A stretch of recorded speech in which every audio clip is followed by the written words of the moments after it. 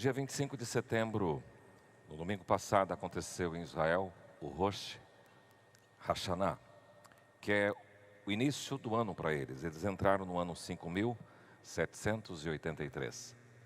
E eles se cumprimentavam assim, Shana Tová, que quer dizer bom ano para você.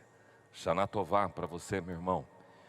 Nós vivemos dias memoráveis, eu creio que não só na história do mundo, como para Israel, começando agora essa nova era, como para nós também, hoje vivendo aí um dia decisivo, determinante para alguns governos, para o legislativo e também descortinando para o nosso presidente.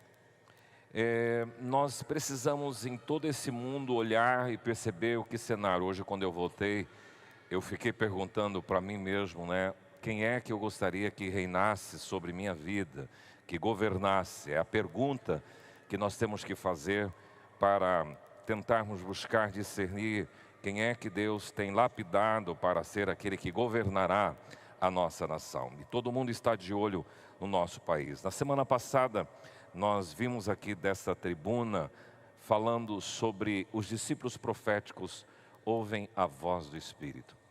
Deixa eu fazer um intervalo aqui. Eu achei muito estranho no debate dos presidentes chamar a tribuna de púlpito. Quando falaram púlpito, eu já fui olhar direto lá no Google para ver qual é o significado de púlpito.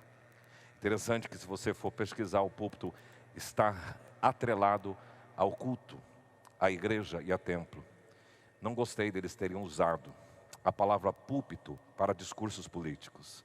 Entendi que ali era uma tribuna, bem diferente. Depois procure para você apenas uma pausa para reflexão, para você ver como as coisas são muito sutis e a gente misturando muita coisa que não devem ser misturada. O discípulo profético, ele está antenado à voz do Espírito, foi o que a gente viu na semana passada, e hoje a gente quer falar da relação desse discípulo com a igreja. Como ele tem que se relacionar. Portanto, eu quero convidar você a abrir sua Bíblia na carta que Paulo escreve à igreja de Éfeso, capítulo 5, versículo 22 até o 32. O texto bíblico de Efésios 5, 22 diz o seguinte: as mulheres sejam submissas ao seu próprio marido como ao Senhor, porque o marido é o cabeça da mulher, como também Cristo é o cabeça da igreja, sendo este mesmo o Salvador do corpo. Como, porém, a igreja está sujeita a Cristo, assim também as mulheres sejam em tudo submissas ao seu próprio marido. Maridos, amai vossa mulher, como também Cristo amou a igreja e a si mesmo se entregou por ela, para que a santificasse, tendo-a purificado por meio da lavagem da água pela palavra, para apresentar a si mesmo igreja gloriosa, sem mácula, nem ruga, nem coisa semelhante, porém santa e sem defeito. Assim também os maridos devem amar sua mulher como ao próprio corpo. Quem ama a esposa, a si mesmo se ama, porque ninguém jamais odiou a própria carne, antes a alimenta e dela cuida, como também Cristo faz com a igreja, porque somos membros do seu corpo. Eis porque deixará o homem a seu pai e a sua mulher, e se unirá à sua mulher.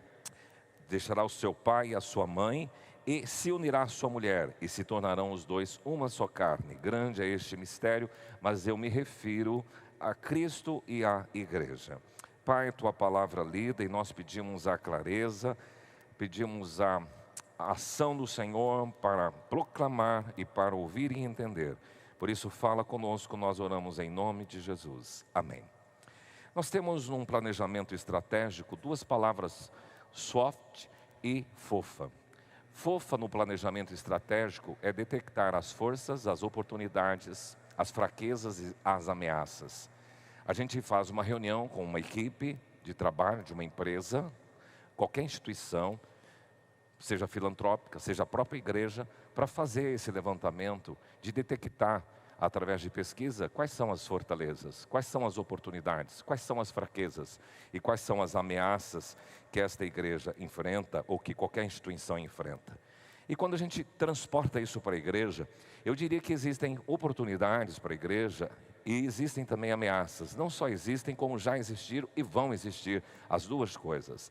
Por exemplo, para mim, eu acho que é uma oportunidade da igreja do Senhor Jesus Cristo ser habitada pelo Espírito Santo. Isso é uma oportunidade, porque a Bíblia diz: vós sois santuário do Espírito Santo. Entendo como uma oportunidade também para você e para mim ser representante do reino de Deus aqui na terra. Isto é uma oportunidade que Deus dá a você enquanto igreja. Em terceiro lugar, como oportunidade, nós temos promessas maravilhosas com relação ao futuro. Quando Cristo vier e arrebatará a sua igreja, isso é uma oportunidade. Também os integrantes da igreja de Jesus, a igreja de Jesus é reconhecida como nação santa, como povo de propriedade exclusiva de Deus. A igreja é reconhecida como reis e sacerdotes. Isso para mim são oportunidades. Mas existem algumas ameaças e queria destacar algumas. Desde o início existem movimentos dentro da igreja que se tornam verdadeiras ameaças para a perpetuidade da igreja. Por exemplo, na igreja do primeiro século, surgiram dois grupos, ou três mais famosos. Primeiro são os judaizantes. Como a igreja nasceu num berço que veio do judaísmo, muitos judeus que se converteram ao cristianismo quiseram trazer para dentro da igreja as práticas judaicas. Isso trouxe muita dificuldade. Inclusive Paulo teve discussões sérias com Pedro, porque Pedro era mais legalista, Pedro era mais judaizante. Então eles tiveram acirradas discussões acerca disso. Um problema e uma ameaça para a igreja. Segunda coisa, os gnósticos. Os gnósticos eram um movimento místico daquela época, que infiltrava na igreja. Um dos grupos que é mencionado está lá em Apocalipse, os nicolaítas, que eles tentavam trabalhar o aspecto místico e importando essas coisas místicas para dentro da igreja. Terceiro, os partidos. Paulo escreve uma carta à igreja de Corinto, combatendo aquilo que estava acontecendo dentro da própria igreja, os partidos dentro da igreja. Parece que essas coisas não mudaram muito. Eu sou de Paulo, eu sou de Apolo, eu sou de Cefas, de Pedro, e alguns mais espirituais diziam: eu sou de Cristo. Paulo combateu esse tipo de segmentação interna. Então você já vê os judaizantes, os gnósticos, que são os místicos. Temos também aí esses que defendiam certos partidos, sem pensar numa influência externa, que era a cultura grega, que ameaçava a igreja. Por quê? A cultura grega, ela defendia o prazer, a ênfase no prazer, que é a prática hedonista. Então, as pessoas tinham dificuldades de vincular essas práticas permissivas e da luxúria para o seu comportamento novo cristão. Isto é ameaça para a igreja. Agora, quando você começa a olhar para a história, você vai perceber outras ameaças que a igreja já enfrentou. Por exemplo, a promiscuidade da relação entre igreja e Estado. Por um tempo, houve a conversão de Constantino no século III, ano 300 e pouco, e ali ele instituiu a igreja como a igreja oficial do império.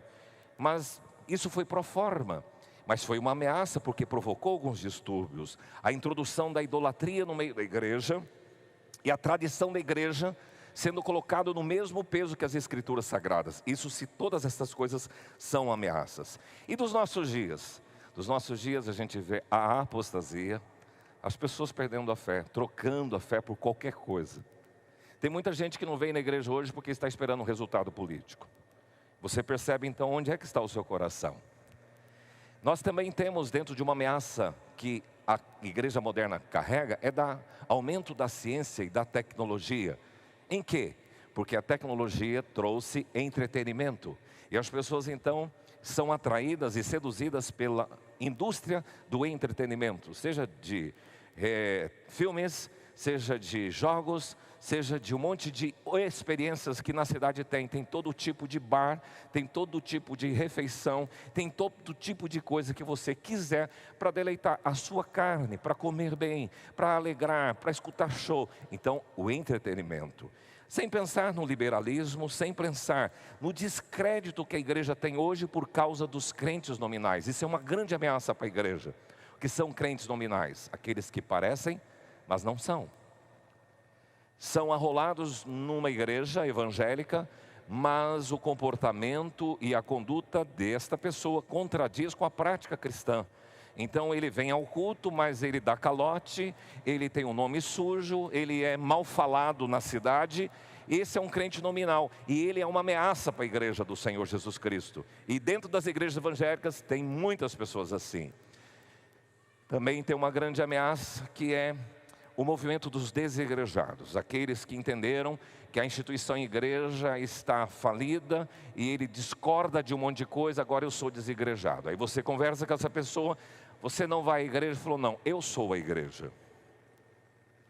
Eu não acho que a gente tem. Aí eu começo a pensar, o que é que Paulo, o que é que Jesus, foi dito aqui numa das canções, tu és Pedro, e sobre esta pedra edificarei a minha igreja, e as portas do inferno não vão prevalecer contra ela.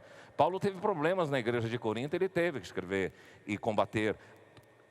A igreja dos 7 igrejas do Apocalipse também tiveram problemas, tenho contra ti. Então em toda a história a igreja vai ter problema, vai sofrer ameaças. Portanto, os discípulos proféticos vivem nesse mundo caótico, de ameaças com relação à igreja. Eles precisam reconhecer o valor da igreja. Quando você olha para esse texto, você vai perceber que, primeira coisa, ao ler, você já fica assustado. Nossa, o pastor hoje vai falar sobre submissão da mulher, vai falar com o papel do marido. Não é essa a minha proposta hoje. Eu procurei, inclusive, para preparar essa mensagem, algumas reflexões no YouTube, no Google, para pensar o que é que alguns pregadores já falaram sobre isso. E eu percebi que nesse texto de Efésios 5, 22 a 32, as pessoas tratam da família. Mas elas não tratam, os pregadores não tratam desse texto olhando do ponto de vista de Jesus com o seu relacionamento com a igreja, que é a minha proposta para esta noite. Pensar nesse texto de como Jesus trata a sua esposa, de como Jesus trata a noiva. E é isto que ele me ensina, porque na prática dele, sendo o exemplo ele para mim, eu tenho como discípulo de Jesus reconhecer o valor que ele dá à igreja. E vocês vão perceber nesse texto algumas coisas que Jesus faz valorizando a igreja. E são essas coisas que eu quero pensar com vocês. Mas vamos explicar um pouquinho sobre o que é igreja. A palavra grega é essa, eklesia ou eclésia. E ela é justaposição de duas palavras, ek, kletos. Ek significa fora, para fora, kletos, chamado. Então, a eclesia é aqueles que foram chamados, kletos, para fora do mundo e para dentro de Deus. Então a igreja de Jesus é esta igreja que é composta por pessoas que receberam a Jesus como Salvador e Senhor, foram chamadas para fora do mundo e para dentro de Deus, e vivem no mundo, mas manifestando as virtudes daquele que chamou. É isto que Pedro inclusive explica. E essa igreja de Jesus, ela é única, ela é santa, ela é universal. E ela é invisível. Então essa igreja é composta de gente de todos os lugares do mundo, de todas as pessoas de outras denominações que professam Jesus. É uma igreja de Jesus Cristo, é única. Agora, é importante entender que nós temos na história da igreja um momento em que começou a igreja em Jerusalém, depois ela se expandiu para outros lugares, foi para Antioquia, foi para a Ásia, foi para a Grécia, foi para a Europa, e a igreja pulverizou. É interessante que depois você vê com a conversão de Constantino, com a implantação como igreja oficial do Estado, trouxe algumas coisas que deturpavam a conceituação de igreja. E você consegue perceber na história que a igreja vai se desviando do caminho. Mas é bom que você entenda que durante toda a história, Deus sempre permaneceu com um remanescente perseverante. Há algumas pessoas que durante toda a história sempre foram fiéis. Interessante que em 1500, o ano 1054, aconteceu um cisma muito importante dentro da história da igreja, do cenário da igreja cristã. Dividiu-se a igreja, é chamado do cisma do Oriente, a igreja do Oriente e da igreja do Ocidente. A igreja do Oriente ficou sendo chamada de Constantinopla, igreja católica ortodoxa. E a igreja do Ocidente, a igreja católica romana. Interessante, há uma incoerência nesse nome, porque a palavra católica, ela significa universal. Então, se ela é universal, ela não pode ser romana, porque romana define um grupo específico. Mas, a despeito disso, depois você percebe uma evolução da perversidade dentro da própria igreja, a ponto de 1517, Lutero ser o protagonista de uma reforma protestante, colocando as 95 teses na abadia de Westminster, com 5 tônicas específicas, que é chamada e reconhecida como as 5 solas Quais são? Somente a graça, somente a fé, somente a Escritura, somente Deus e somente Cristo. Por quê? Estavam ensinando coisas diferentes disto. Não é só a graça, a salvação pode ser uma coisa que eu mereça, não. Aí eles disseram, salvação é um favor de Deus, é somente pela graça, pelo favor de Deus. Outros diziam assim, não, mas se eu der oferta para construir a igreja, eu sou salvo. Não, você é salvo pela fé em Cristo Jesus e não por obras. Não, a igreja tem a tradição, então se as lideranças da igreja decretaram, falaram, legislaram sobre isso, essas coisas também devem valer. E Lutero disse, não, somente é a Escritura que deve prevalecer e não a tradição da igreja. E assim ele diz, somente Deus e somente Cristo. Somente Cristo quer dizer que não existe nenhum mediador entre Deus, entre você e os homens, a não ser Cristo. Não tem mais nenhum santo, nem a mãe de Jesus. Só existe um mediador. E ali então começou os protestantes e a igreja, então agora católica, os protestantes. E aí a gente chega nos nossos dias, vê um monte de denominações. Algumas com razões históricas, mas outras por coisas muito simples. Era um casal que liderava a igreja, os dois se divorciaram e cada um ficou com uma igreja e cada um deu o nome que quis para aquela igreja. E você vai encontrar, no atual momento, muitas igrejas sendo formadas assim. Eu fiz um levantamento de algumas igrejas cujos nomes para mim são mais absurdos. Por exemplo, Igreja Evangélica Pentecostal da Última Embarcação para Cristo. Igreja Menina dos Olhos de Deus. Igreja Evangélica Abominação à Vida Torta. Essa é boa, tem muita gente que deveria fazer parte dessa igreja, que abomina a vida torta. Comunidade do Coração Reciclado. Isso aqui está dentro do movimento de sustentabilidade da terra. Então crente tem que ter o coração reciclado. Igreja Filho do Varão, Igreja A de Amor, Igreja Pentecostal Jesus Nasceu em Belém. Igreja Evangélica Florzinha de Jesus. Olha que lindo, que igreja você pertence? Sou da Florzinha de Jesus. Igreja Evangélica Adão é o Homem. Comunidade Porta das Ovelhas. Igreja Pentecostal Jesus Vem e Você Fica. Essa é boa.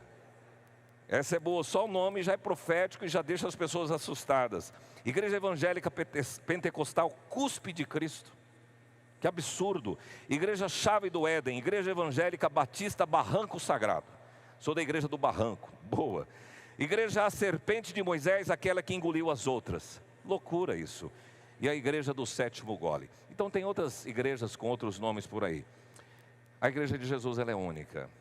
Mas essa multifacetação da igreja traz muitos problemas e uma grande ameaça para a igreja. Então eu queria ver com vocês sobre o que é que Paulo, escrevendo sobre a relação do esposo com a esposa, e o que é que ele compara da igreja, ou de Cristo com a igreja, e como Cristo trata a igreja, o que eu posso aprender dela. Em primeiro lugar, os discípulos proféticos, eles vivem num mundo caótico e cheio de ameaças, reconhecendo o valor da igreja. Como é que eles reconhecem o valor da igreja? Em primeiro lugar, permanecendo vinculado ao corpo. No texto bíblico você vê aí comigo, versículo 23, Cristo é o cabeça da igreja. E versículo 30, porque somos membros do seu corpo.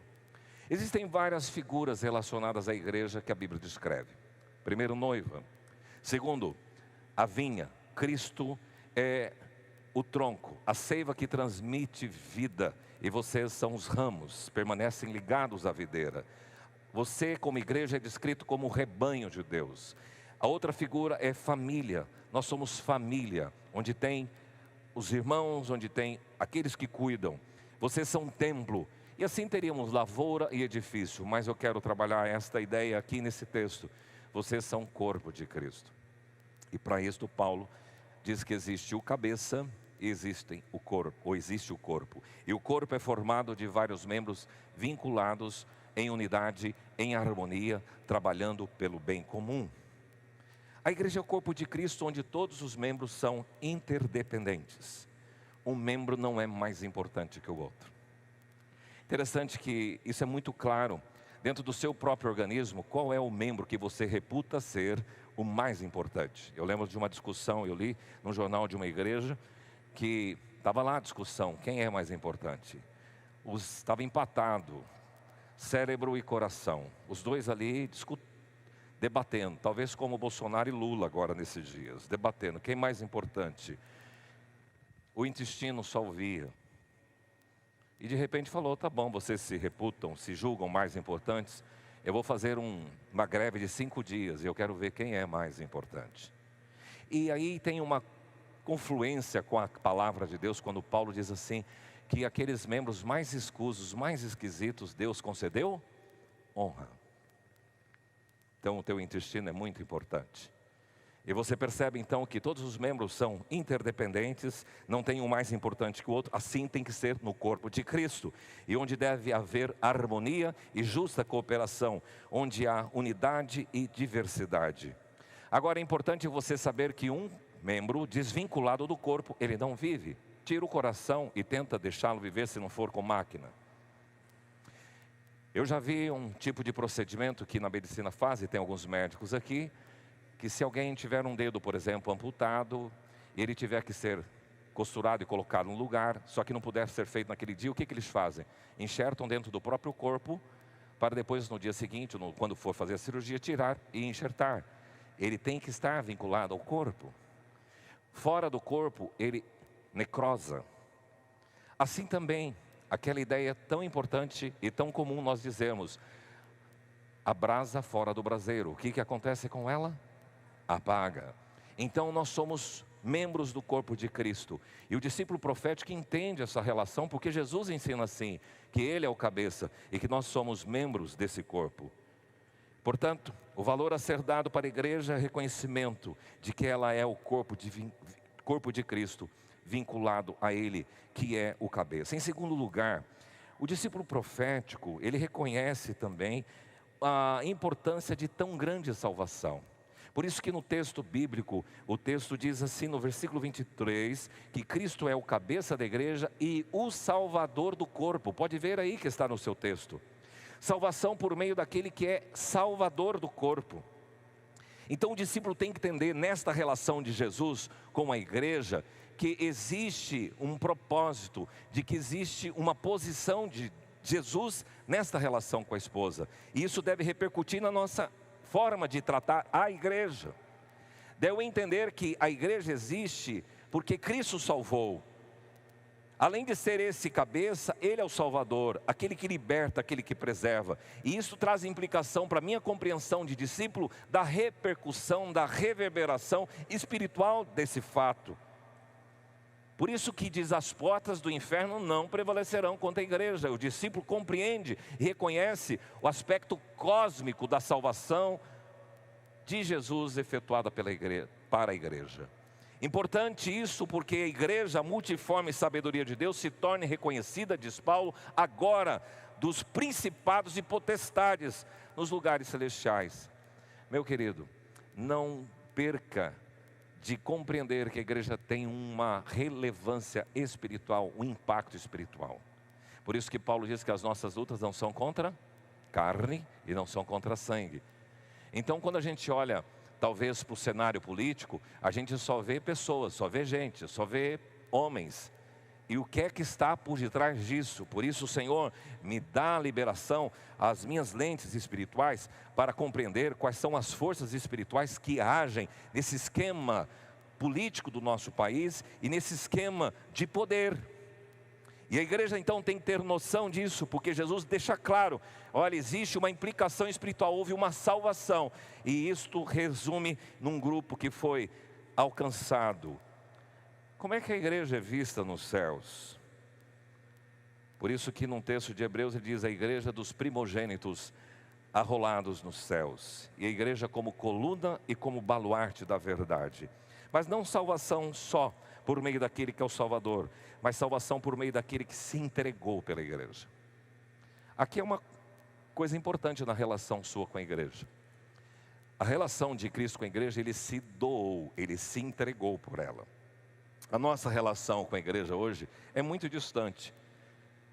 Tem pessoas que se doam pela igreja de Jesus, tem pessoas que se entregam pela igreja de Jesus. Alguns até pensam que estão fazendo para o líder, para o pastor, para fulano, para Beltrano, mas aqui o Senhor Jesus fez voluntariamente.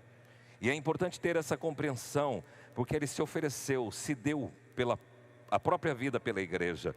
E há uma abordagem que o próprio Jesus diz: ninguém tira de mim, pelo contrário, eu espontaneamente a dou. Por isso é muito importante entender que o discípulo profético que reconhece o valor da igreja, ele considera tão grande salvação. Esta é uma expressão bíblica. Terceiro lugar, discípulos proféticos reconhecem o valor da igreja, colocando-se em sujeição, versículo 24, como porém a igreja está sujeita a Cristo, assim também as mulheres sejam em tudo submissas a seu marido. Cristo é o Senhor da igreja, e a compreensão do tratamento que Ele dá para a igreja, faz com que você entenda o seu devido lugar, a sua posição com a igreja. Interessante que nesta relação dele ser o cabeça e a igreja sujeita a ele, me leva a uma humildade e leva o discípulo de Jesus a aprender isso. Você, filho, tem que ser submisso aos seus pais. O texto bíblico diz que a esposa, e vamos corrigir talvez uma conceituação aqui, porque quando fala da submissão da mulher, as mulheres ficam arrepiadas. Eu vi uma placa hoje, muito feia na cidade, num outdoor, dizendo assim que as mulheres precisam ser armadas para serem empoderadas. Alguém viu esse outdoor? Perceba, está na sua cidade. Olha que visão esquisita. Aqui o Senhor diz através de Paulo que a submissão quer dizer se colocar sob a missão do marido. Isso em que sentido? Por exemplo, quando fui casar com a Arnéia, em 87, havia um acordo muito claro. Pois bem, existe uma tendência, existe um caminhar de ministério. Se Deus me encaminhar para esse ministério, você estará sob esta missão? Sim, então pronto, tem casamento. É isso que nós precisamos entender. A submissão está dentro da mesma missão que o casal deve ter, e essa esposa tem que lidar dentro disso. E outra coisa importante que nós precisamos compreender é de que numa decisão difícil entre o casal, todas as decisões eu sempre reputo que tem que ser colegiadas, conversadas, decididas conjuntamente. Mas chega um momento em que o casal conversa e não consegue decidir. Quem tem que decidir? É o marido. Queridas, vocês podem gostar ou não, mas isso é recomendação bíblica, porque desde o Velho Testamento, quando homem e mulher pecaram e Deus veio requerer, o que vocês fizeram? Ele não chamou Eva. Adão, onde é que está você? E o que você fez? Deus vai chamar de você, é uma responsabilidade sua. E outra coisa importante nessa relação que todo casal deve entender: mulher, guarda o que a Bíblia orienta para você. Homem, guarda o que a Bíblia orienta para você. O que é que a Bíblia orienta para você, esposo? Ame a sua mulher como Cristo amou a igreja e se entregou por ela. Normalmente as mulheres guardam essa parte e ficam lançando no rosto do marido. Está vendo que na Bíblia está escrito? Você tem que amar como Cristo amou a igreja. E o marido diz, também você sabe que está escrito lá, sujeite-se, submeta-se ao seu marido. Esposa, guarde o seu. Você tem que ser submissa ao seu marido. Marido, guarda o seu.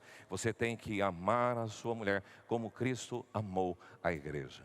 Então, no discípulo temos com Jesus Cristo, nós temos que entender essa posição de sujeição. Sujeição às autoridades, que a Bíblia descreve. Sujeição ao patrão, àquele que é o nosso empregador. Então, a palavra sujeita é colocar-se sob o controle de alguém. É uma atitude voluntária de ceder. É uma atitude voluntária de cooperar, de assumir responsabilidade e de levar a carga junto. E as implicações a gente encontra nessas atuações de uma pessoa submissa. Quarto lugar, os discípulos proféticos reconhecem o valor da igreja, trilhando o caminho sobremodo excelente. Quando você está lendo 1 Coríntios 12, 31, Paulo faz uma pausa e diz o seguinte: eu passo a mostrar-vos ainda um caminho sobremodo excelente. E aí ele entra no capítulo 13 de Coríntios. O que é que ele trata no capítulo 13 de Coríntios? Só amor. Ainda que eu tivesse o dom disso, profetizar, se não tiver amor, nada serei. Ainda que eu pegasse e distribuísse o meu dinheiro, vendesse a minha propriedade aos pobres, se não tiver amor, de nada serei. Então ele fala sobre o amor. E aqui dentro da forma como Jesus se relaciona com a igreja, entra o amor. Cristo amou a igreja. Você é objeto do amor de Deus. Cristo na cruz demonstrou um profundo amor por você, igreja de Jesus.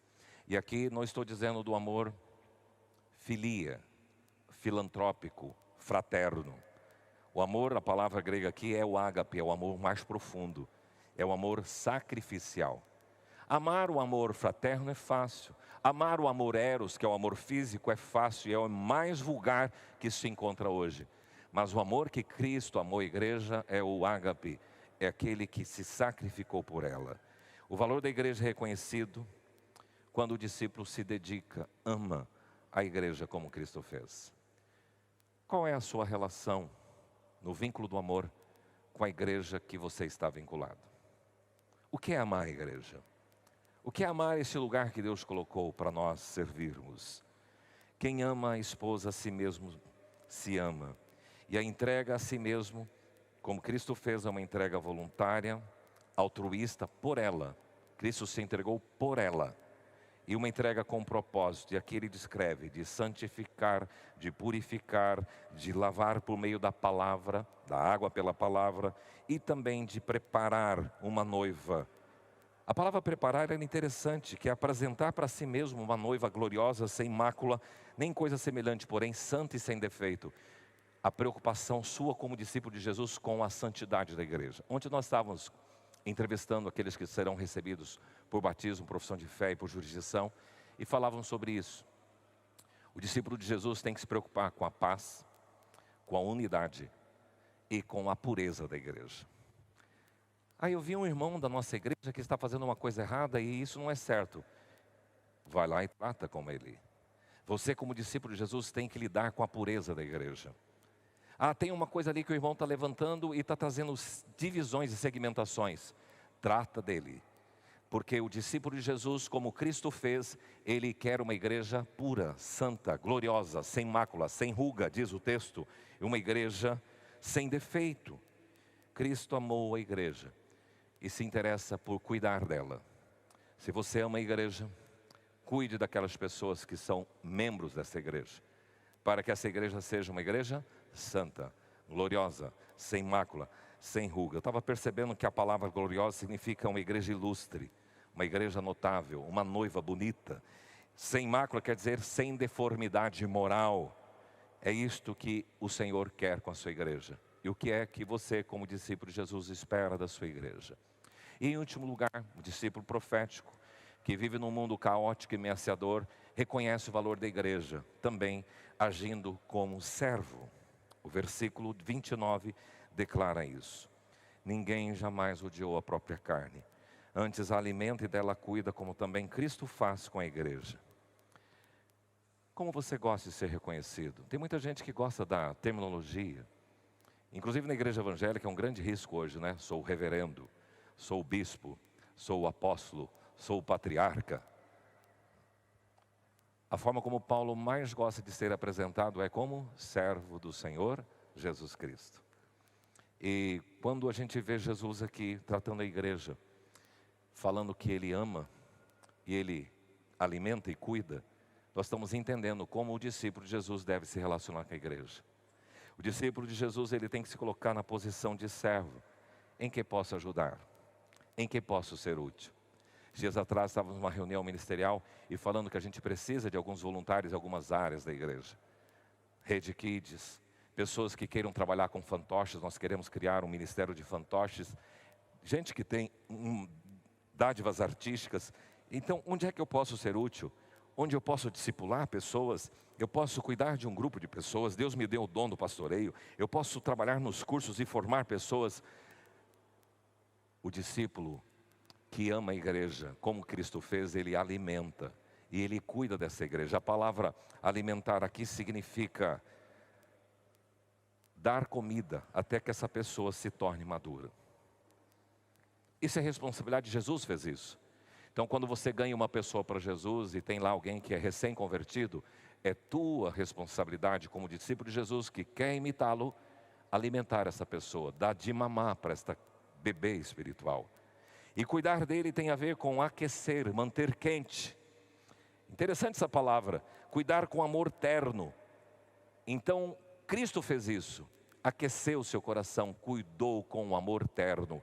E Ele espera, da mesma forma que você, discípulo, trate a igreja da mesma forma. que cuida e que alimenta, porque você age como servo. Zelo e cuidado. Pois bem, o discípulo profético, ele reconhece o valor da igreja. E ele faz isso entendendo o corpo de Cristo. Ele é membro. Ele faz isso sabendo que foi uma salvação enorme. Ele faz isso colocando-se em sujeição, submisso. Ele faz isso trilhando o caminho sobremodo excelente, que é o caminho do amor. E ele faz isso sendo servo, alimentando e cuidando. Quero convidar você a se colocar em pé.